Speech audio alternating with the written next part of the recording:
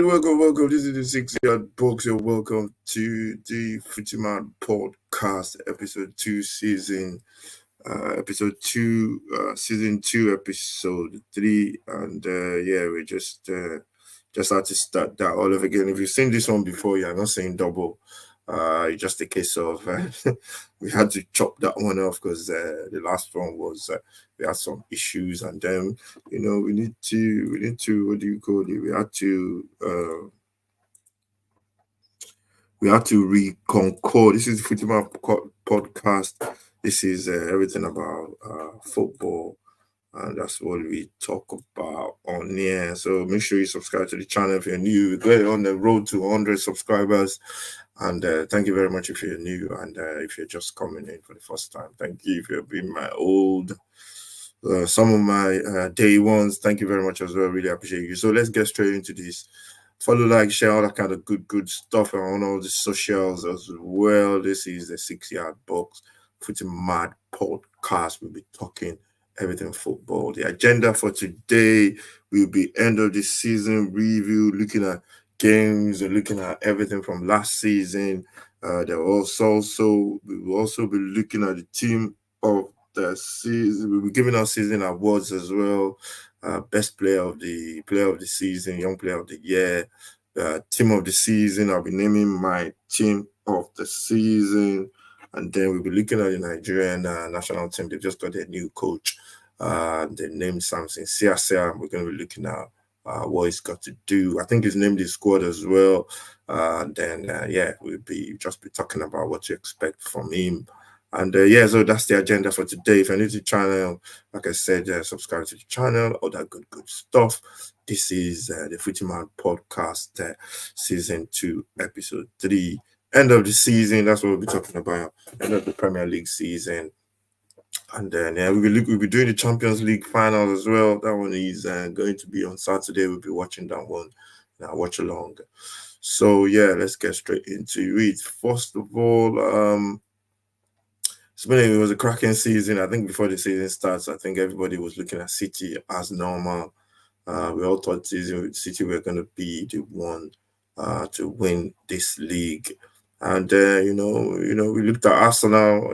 Most people were thinking Arsenal were going to give them a run for their money. I thought they were going to do as well. I think I really I really went with that as well. I just felt that Arsenal were a little bit short in terms of goal scorer. They got out and out number 9, and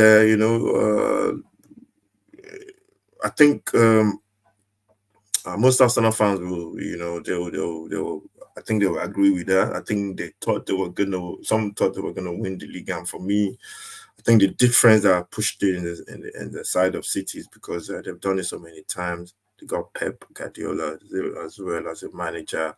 Most of the players, they've been there, done it, as they say, and that's the big difference. That's the big difference.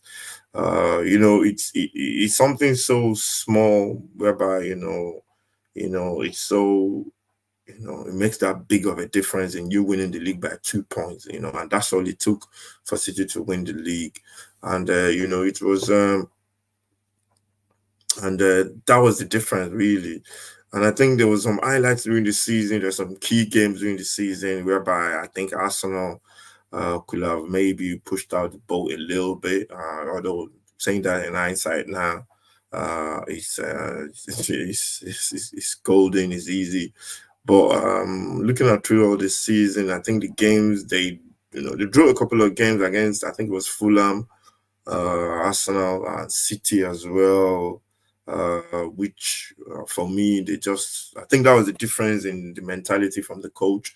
I think this season he wanted to not lose games, and then he set up the team in a different way whereby they play on the counter in the low block, and they did that in most of the games, the big games against City. The Liverpool game, I didn't watch that one, the 3-1. I think I couldn't watch it, so I couldn't comment on that one. I think I saw the one at Liverpool at Anfield where it was a draw. But I think that might have been the difference in them actually going on to win the league. And the big one for me is the Villa game, because they had to beat Villa. Liverpool dropped point the day earlier in the day. Arsenal had to beat Villa to get that advantage over City, and they just couldn't. Uh, and those are, I think, that's one of the key games for me that Arsenal really should have taken it. Take the control of the league and put it in their hands, basically, and just go on and win games. Because after that Villa game, they went on and they started winning games. Earlier on in the season, they had a wobble, went away for the winter break, came back, and they 2024 they were just beating teams left, right, and center. And I think that's the shift. That's the shift that gave City that control of the league. And City now, when they get in front of you, they just blow you away, man. They just go game after game after game after game after game. So from Arsenal's perspective, I think that's they did everything perfectly on another season with another team. They will have won this league. But when you have City there, you can't afford to drop points when it comes to the key crunch times of the season. And then when you get that control, it's like a dog with a bone. You bite onto that bone and you don't let it go. And I think maybe that's what Arsenal will learn going into next season. But for me, I think City are still the team to be looking at what do you call it? That's still the team to beat.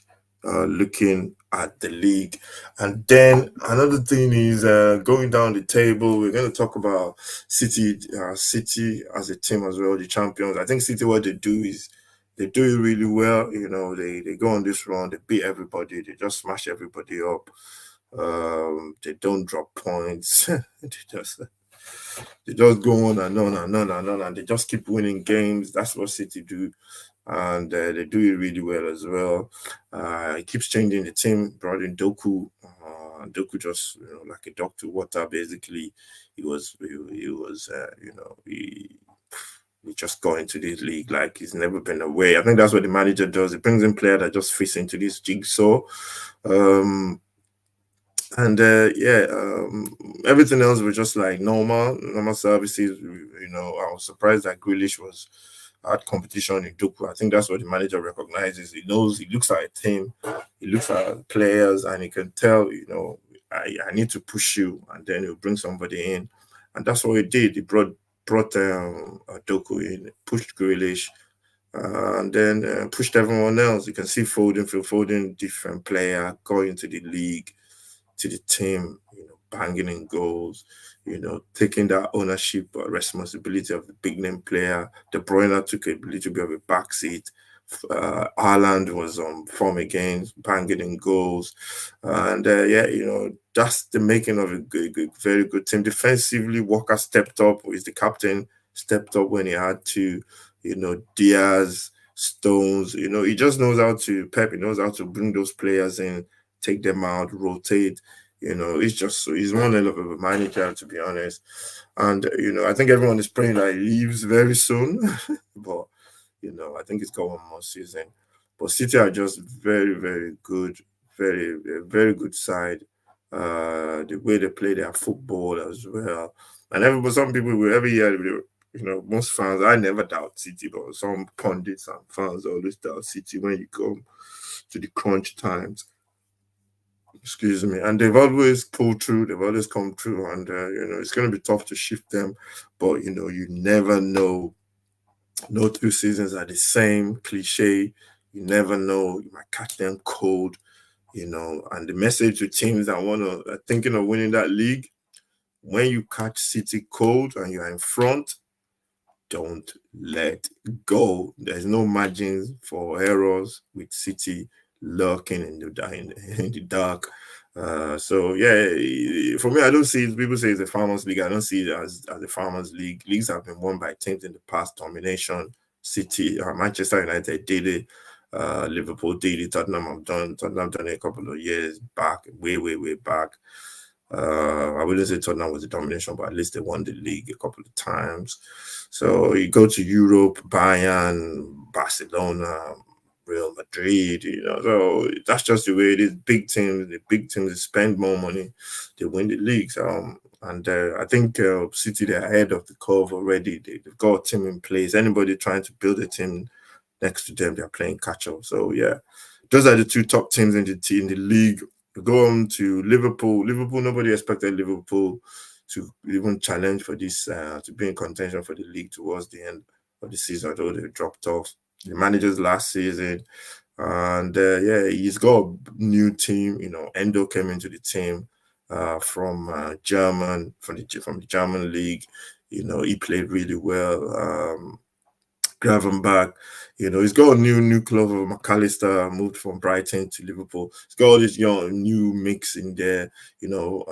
Before the season starts, I was thinking Liverpool midfield, they're gonna have a lot of problems. And they played some entertaining football, played beautiful football. Salah had his moments or his issues where he went on to the African Nations Cup, came back with injury, and he still scored a couple of goals. There's this team behind, this thing lurking in the back. When Salah, when is he going to leave? There's rumors of him going to Saudi or the Qatar, so which is still lingering. But Liverpool, nobody expected them to challenge. To be honest, I think they really, they punched above their expectations. This season, and they're only going to get better. New manager and his slot coming in, and they're only going to get better. I think it might take take some time before the manager gets his groove, and but I think they will definitely get better. Champions League position, Villa. Villa. I thought they were going to tail off. I was surprised about that they got that. They're still in the contention, although they faded away. I think Tottenham let them off the hook, to be honest, because Tottenham went to Villa, beat them 3-4. I think it was 4-0 or something. And Tottenham didn't grab the bull by the horn and just finish, just get the gap on close to Villa. But Villa, for me, I think they did really well with all those European, what do you call it? With all those football that's been played in Europe, they still did really well. They finished just 6 points, I think 6 or 7 points above Tottenham. And it was a good season for Villa. And next season now they've got to push on, and Champions League will be great for them. I got a feeling Villa will be fine. They might struggle with European football with the Champions League, but I think they deserve to finish above Tottenham. Then we go on to the fifth team in the league, which is Tottenham. First season as well, nobody expected. I didn't expect Tottenham as a Tottenham fan. I didn't expect Tottenham to finish as they did. The manager came in. I didn't want the manager when he came in, to be honest, because I was thinking, who's this guy, man? But he proved me wrong. I watched some of the preseason games, Tottenham, Barcelona, Tottenham, West Ham. You can see what he was trying to do from day one, and that's how top managers. From day one, they might not have the what do you call it? They might not have the personnel, but they have the structure in place, and you can see the way they were trying to play. And Tottenham started like a house on fire. Win the first 10 games unbeaten, top of the table. But you were expecting something was going to come off eventually. Injuries as well. The players learning a new system. Tottenham fans, some fans saying, the manager has been found out, and I think all that is just rubbish. The new manager comes in, he puts his footprint, the way he wants to play, he puts it in place. He's trying to make the players play a certain kind of football. But fans and they overreacting unnecessarily. You can't ask a manager to change something that's still new to the players. He has to let them understand what he was trying to do. And some highlights of the season, I remember that Chelsea Highline game whereby we were playing. Practically, Tottenham players were playing on the halfway line with about 8 players on the pitch, injury, and I think he was trying to make a statement there. He was trying to make a statement that this is how we're going to play. We're not going to waver from the way we're going to play. And it was refreshing in a way, although Tottenham lost the game 4-1 to Chelsea. But those are the kind of stuff the manager is trying to put out there and let people understand, this is how I'm going to play my football. I'm not going to waver. And respect the manager for that 100%. But you can see what he's trying to do. That's Tottenham. Then the rest of the table, you can just mix out what's going on there. I think some of the teams. I think uh, Newcastle dropped off a little bit from last season, Champions League. You expect them to. I expect them to make Champions League anyway because one season, if you do really well, the following season, people expectations are high, expect you to do well. But that didn't happen for Newcastle. Still trying to build this squad. They had some shocking injuries. Newcastle as well, and I think those injuries affected them a lot as well. But they're building something, and I think that's what Newcastle are trying to do. And sometimes, it takes time. I know they've got all this money. People think they've got a lot of money to spend, but you're not gonna build that team in a season, a window. It's going to take time for you to build that season, that team that you want to build. So, and the City are ahead of them in everything, in the process and everything. City got the better pull. I think most players want to go to City, especially if Pepe is still there. But I think Newcastle, they're building, and they're gonna in the next couple of years. It's gonna take some time before they build that squad. Chelsea, they finished sixth, the season. I think Chelsea was spending all that money. I, for one, I was never, I thought Chelsea were going to struggle, even spending all that money, buying all those players. For me, I think they bought a lot of players overpriced. It's not the fault of the players. They're good players, but they're overpriced. And they are not at that level. They are mostly potential, most of them, and they got a good manager for me. I think Poch was the perfect manager for that kind of, for that process they were in, Chelsea, for that project, as they say. But I think they've got it wrong for me. I think they just got, you can see what it did. They finished sixth on the table. They were 13, 14 at some point, and they've got rid of the manager now. And I think Chelsea are just going to be going around in circle until they get it right. Buying a lot of players, spending a lot of money don't mean you're going to be successful. I think we've seen that in the past anyway. But they, they, I don't know, man. It's gonna be peak to see what happens at Chelsea. They finished sixth. Chelsea. We talked about Newcastle, Manchester United as well. That's one of the teams that finished eighth in the league. When the manager comes out and say, he can't play the way he played at Ajax, for me, I think, for me, that's a sackable offense for me, man. You go into a job because you got the job because they expect you to play a certain brand of football. I know you've got to bring your own players in. You've got injuries, you got all that kind of stuff, but I still want to see the imprint of that Ajax team in this Manchester United side. I want to see them control games. The way Ajax, I remember Tottenham playing Ajax and I was blown away. Oh man, the way they battered Tottenham. As a Tottenham fan, I was watching that again. I was thinking, how many players have they got? Have they got more players than Tottenham players? One, and have they got two or three different footballs on the pitch? Because they just seems to dominate, pass. The football they played was incredible, man. They could have blown Tottenham away over two legs. Tottenham got back, won the second leg. We all know the history, but that's the kind of team I was expecting to see from Ten Hag.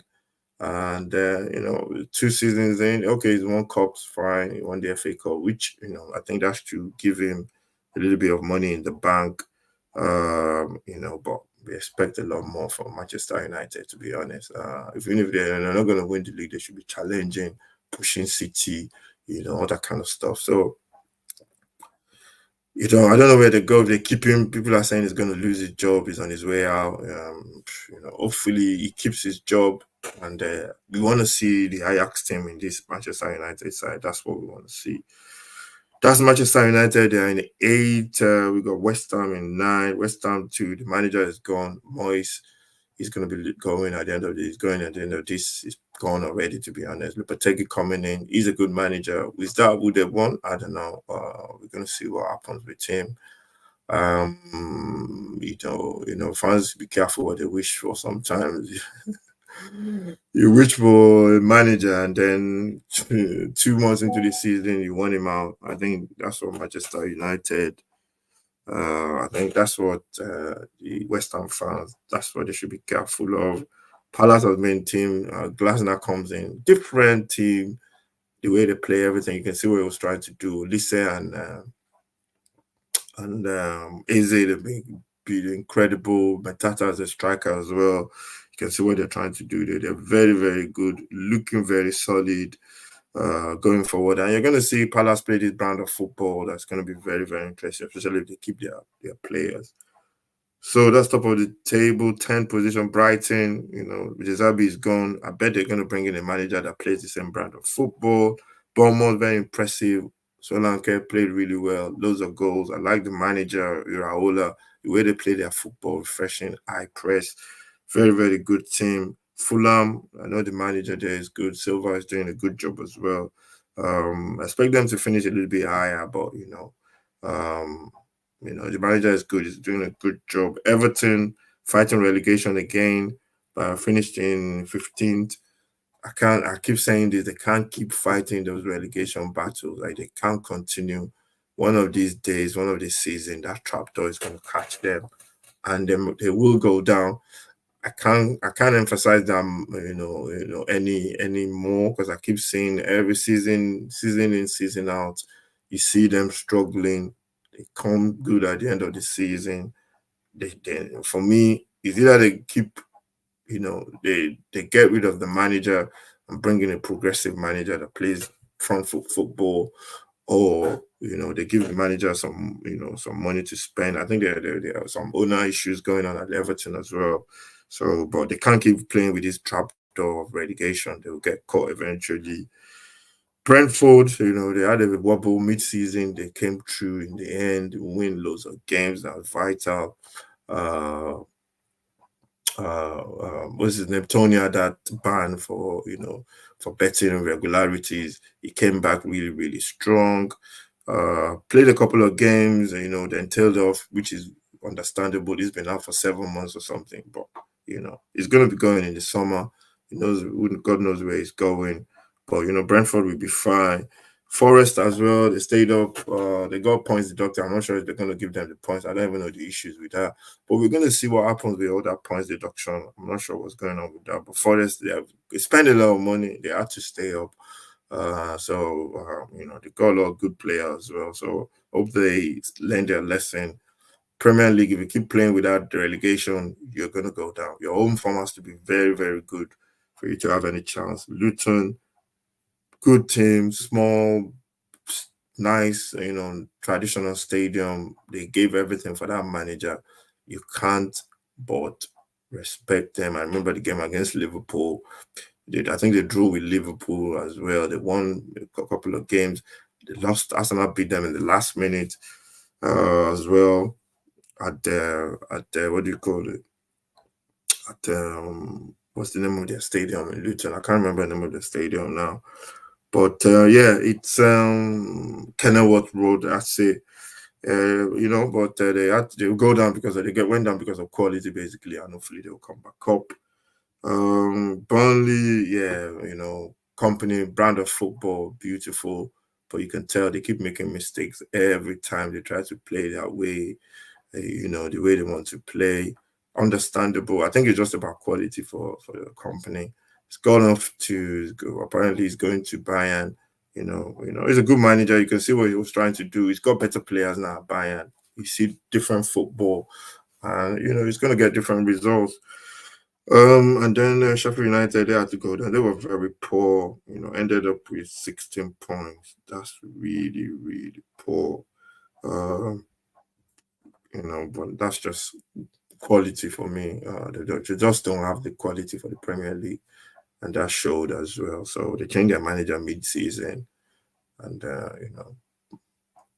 they had to go down. So That's the old 20 teams in the Premier League. That's how they finish.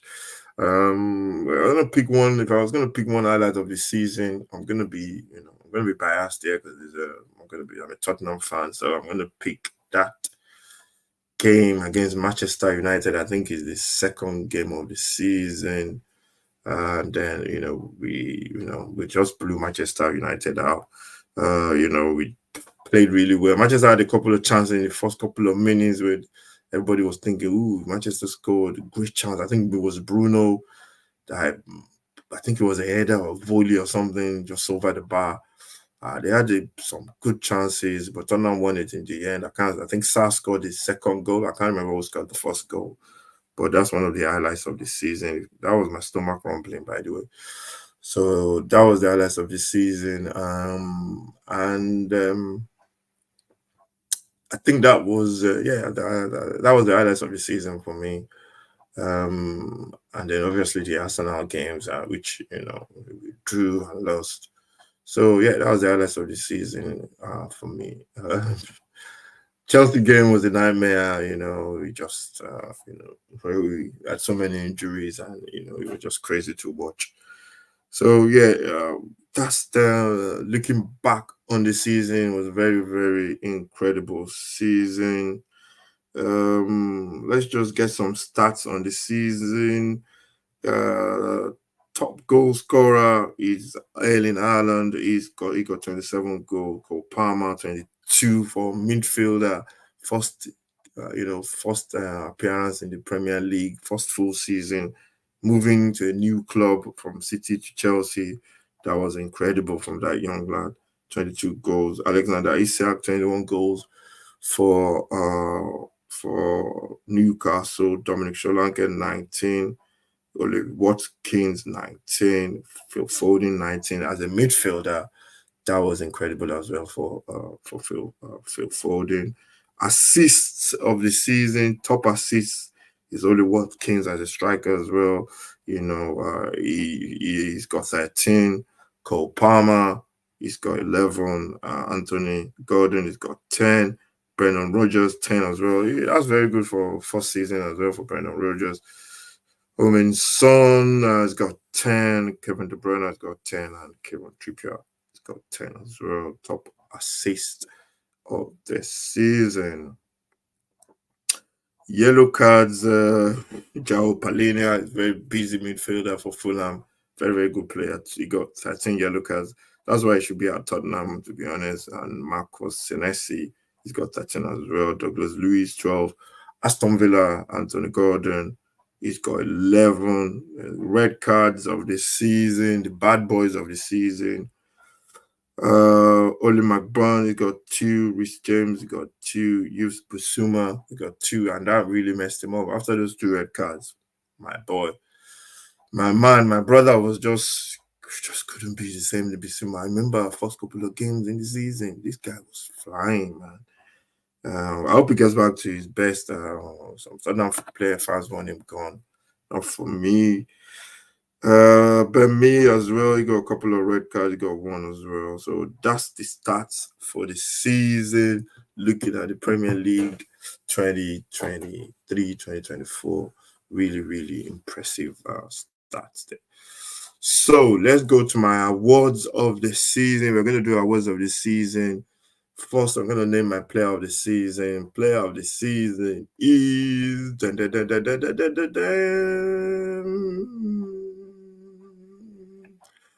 I didn't want to go for this player. I didn't want to go with the grain. I watched him all season for City. In a City team where you just think he's not doing anything much, you can't really see him. But when you look at his stats, which is I think that's what it comes down to really. If you look at the stats, it's incredible for a midfielder, and he's just stepped up his game. I remember when Pep was trying to bring him into the team, and the play, the fans and everybody was saying, "Put him in, he's ready, he's ready." Pep was like, "Hold on a minute, I see these guys every day, and I know when he's ready to go in." And that's what that's what he did. He basically just, put him on a leash, and then you can see the fire in his belly, and basically just let him off the leash. And this player is, I think, there's no surprise. This player is, that's him. This player is Phil Foden.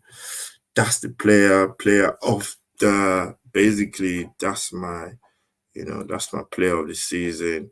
Um, I think he's gone, from a young player playing. I remember him winning I think it was the under 21 with England out in India. I remember him winning it, and yeah, he's gone from being, a young player and basically just turned into one hell of a player, and he deserves. Deserve this award, and I think I think most people we agree as well. Scoring those goals, and he just stepped up for City when De Bruyne had to take a little bit of a backseat, and I think he's a very good player, and you can see when he's not playing well, City don't play that well as well, which is saying a lot for him. And yeah, it's been very good season for him, and I think now people expect a little bit more as well. Now when you want something, they expect you to push on and go on, and I think he's gonna be one hell of a player. In the Euros, everything is gonna be around him. I hope they actually give him that responsibility and play. Just look for him, play around him basically, and just build the team around him. And I hope they're a little bit more offensive as well. England just go for it really. I hope the manager does that. So yeah, Phil Foden is my player of the year. The next award is the Young Player of the Year. Um, for this award, I think this one is just easy. It's very very easy for this award. I think you can't really go nowhere with this. You can't really go nowhere. It's very easy to pick this player. I remember when he moved from City to Chelsea. I saw him a couple of times. Tall, gangling. I was like, he looks a bit, not like a typical winger.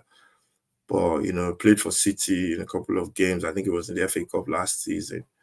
You could see the talent there, but this boy just came to Chelsea. I think it was for £49 million or something, and he was just a breath of fresh air. When somebody just blew away, scored all kind of goals, left foot, right foot. You know what I'm talking about. And yeah, I think it's Cole Palmer. I think this boy is just one hell of a player. Very, very good.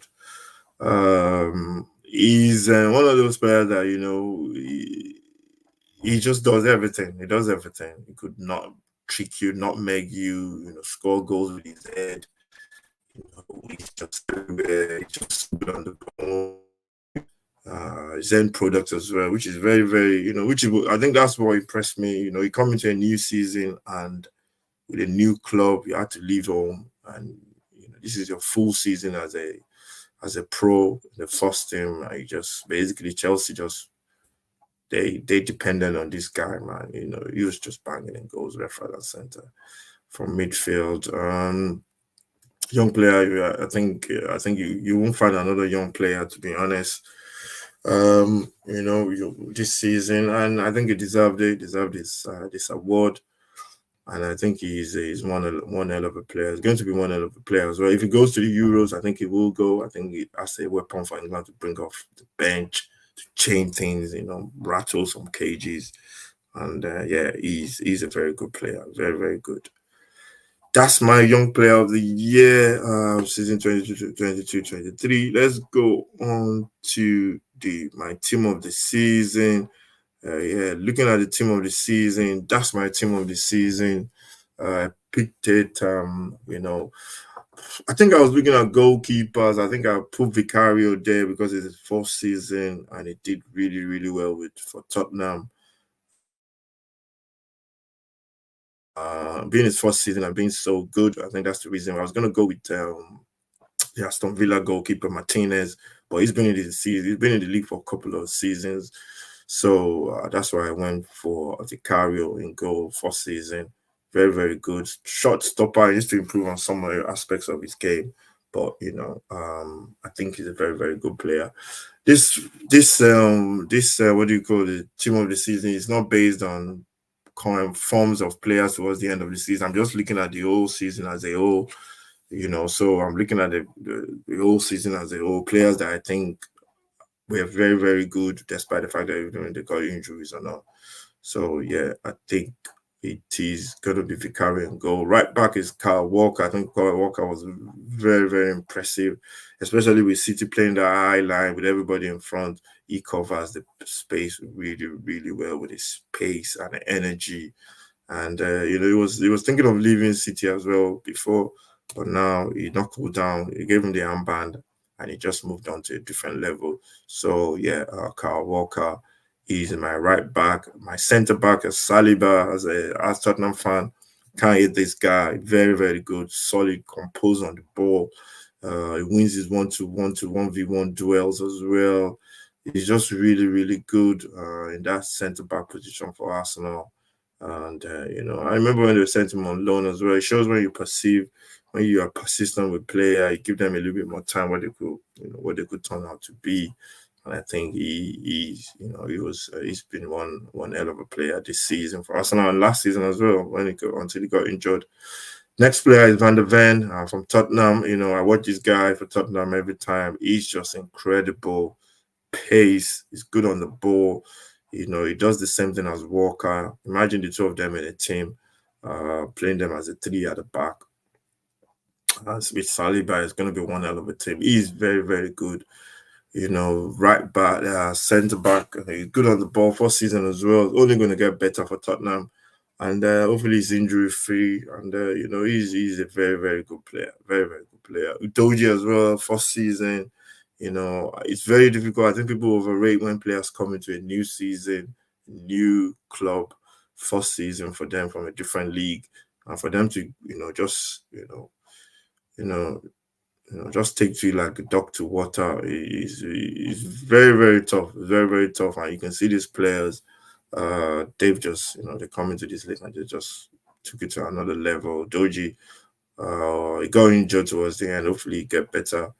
He can be back fit for next season. If he has a full season for Tottenham, I think Tottenham will have a great season. So Doji is my left back. Odegaard of Arsenal as well. Very, very smooth operator in that midfield. Gets the ball, passes it, moves it around. He's the key guy that opens up, the door. Can't underestimate this guy. He's very, very good for Arsenal. I think he was one of their best players. I was going to pick Rice, but I don't know where to put Rice in my 4-3. I want my 4-3-3 to be offensive, so I can't pick Rodri over Rice. I can't pick Rice over Rodri, and I can't put Palmer as well because I just like the fact that you get goals from him. So I've gone for Rodri as my 6. You don't even to say anything, man. This guy just missed that consistency. I can't remember how many games he misses this season. Just so good on the ball, covers the ground, very, very solid. If Spain are going to have a good Euros, he's going to be one hell of a player for them. So Rodri is my number 6. Ali gets injured, very, very good. Ali has a bad game as well. Rodri is my 6. I'm going to play with 2 10s, so it's going to be Palmer and Odegaard. Palmer takes the number 10 role for me. Very, very good player. I think we spoke a lot about this guy. New season for Chelsea, first season in the Premier League, full season.